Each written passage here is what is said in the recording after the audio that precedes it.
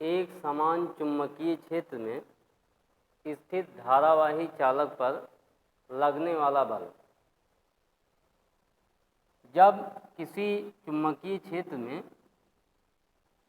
किसी चालक में वैद्युत धारा प्रवाहित किया जाता है तो उस पर एक बल कार्य करता है।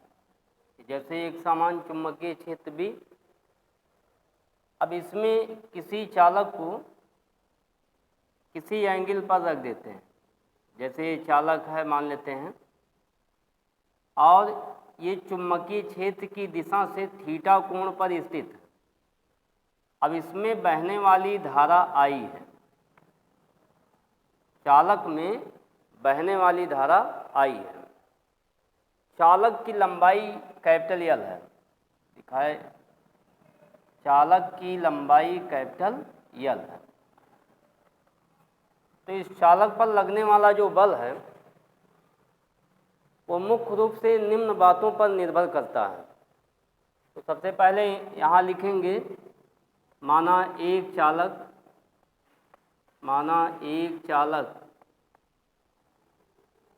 जिसकी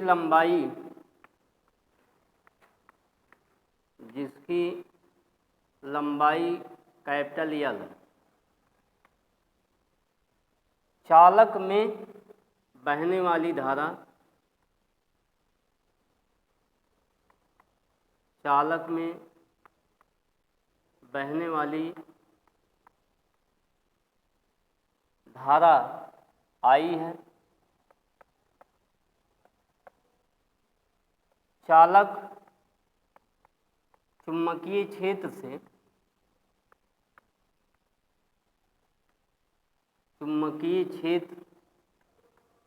कैपिटल V से थीटा कोण पर स्थित है, थीटा कोण पर स्थित है। तो चालक पर लगने वाला बल मुख्य रूप से निम्न बातों पर निर्भर करता है। नंबर 1, चालक पर लगने वाला बल धारा के समानुपाती होता है, इक्वेशन नंबर 1। नंबर 2, चालक पर लगने वाला बल चुंबकीय क्षेत्र B के समानुपाती होता है। नंबर 3, चालक पर लगने वाला बल चालक की लंबाई के समानुपाती होता है। और चौथा पॉइंट है, चालक पर लगने वाला बल चुंबकीय क्षेत्र और चालक के बीच बनने वाले कोण के साइन के समानुपाती होता है। तो चुंबकीय क्षेत्र और चालक के बीच का जो कोण है यहाँ पर वो थीटा है। तो कोण के साइन, तो यहाँ साइन लिखेंगे, थीटा के समानुपाती होता है।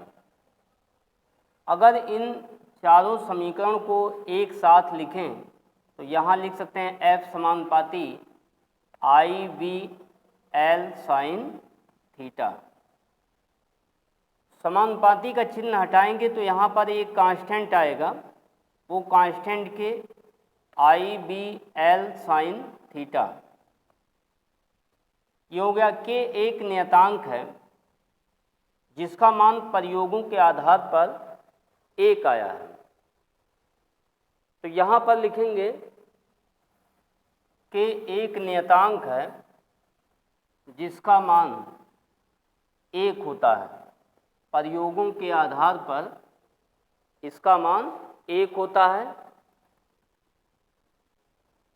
तो k बराबर 1।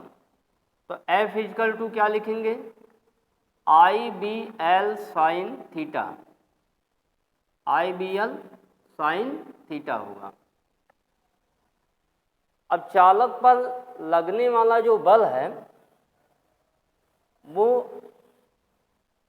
इसके भिन्न भिन्न कंडीशन है। देखिए यहाँ से थीटा का मान जब अलग अलग होगा तो उस पर बल का मान भिन्न भिन्न होता है। पहला कंडीशन इसमें, जैसे अगर थीटा बराबर 0 अंश है तो थीटा बराबर 0 अंश है तो एफ इजकल टू हो जाएगा आई बी एल साइन थीटा, तो साइन 0 अंश, तो साइन 0 की वैल्यू 0 होती है तो उस पर लगने वाला जो बल होगा वो शून्य होगा।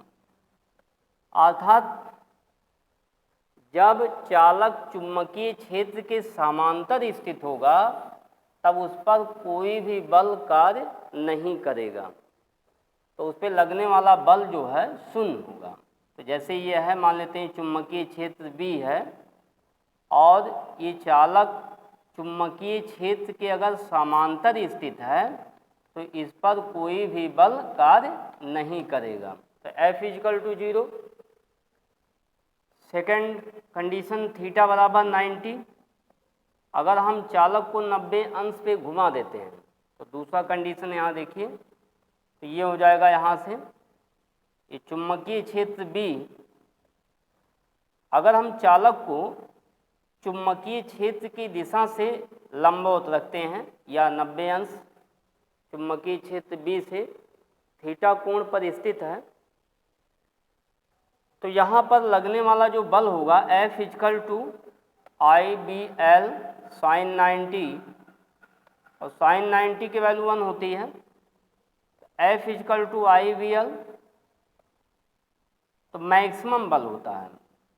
थीटा बराबर 0 पर लगने वाला बल शून्य होता है।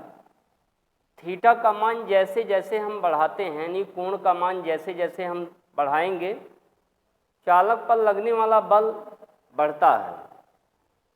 थीटा बराबर 90 पर साइन 90 की वैल्यू 1 होती है, अधिकतम मान 1 है, तो यहाँ पर सबसे मैक्सिमम बल होता है, इसे हम अधिकतम बल कहते हैं, और यहाँ पर इसे हम लिखते हैं एफ मैक्स, यहाँ पर एफ मैक्स लिखेंगे आई बी एल। तो यदि पूछा जाता है कि चालक पर अधिकतम बल कब लगेगा, तो 90, थीटा की वैल्यू जब 90 होगी तो चालक पर लगने वाला आई बी एल होगा। इस बल की दिशा ज्ञात करने के लिए फ्लेमिंग के बाएं हाथ के नियम का प्रयोग किया जाता है। तो फ्लेमिंग के बाएं हाथ का नियम जो है, यदि हम अपने बाएं हाथ की 3 अंगुलियां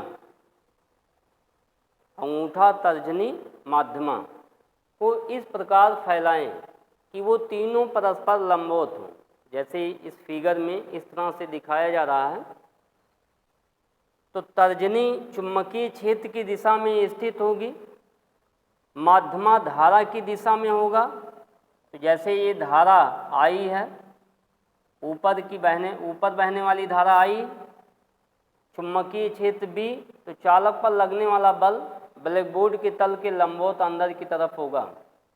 तो धारा का डायरेक्शन जैसे चेंज होगा, तो धारा अगर नीचे बहता है तो लगने वाला बल ब्लैकबोर्ड के तल के लंबवत बाहर की तरफ होगा।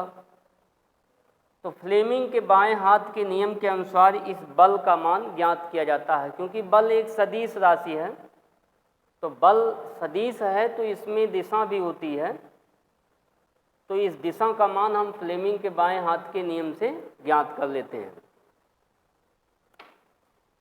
थीटा बराबर यदि 180 अंश रखा जाए तो साइन 180 अंश होगा। इसी तरह से थीटा का मान आप बदलते जाएंगे तो बल का मान बदलता जाएगा, तो पूरे एक चक्र में बल का मान बदलता है। ओके।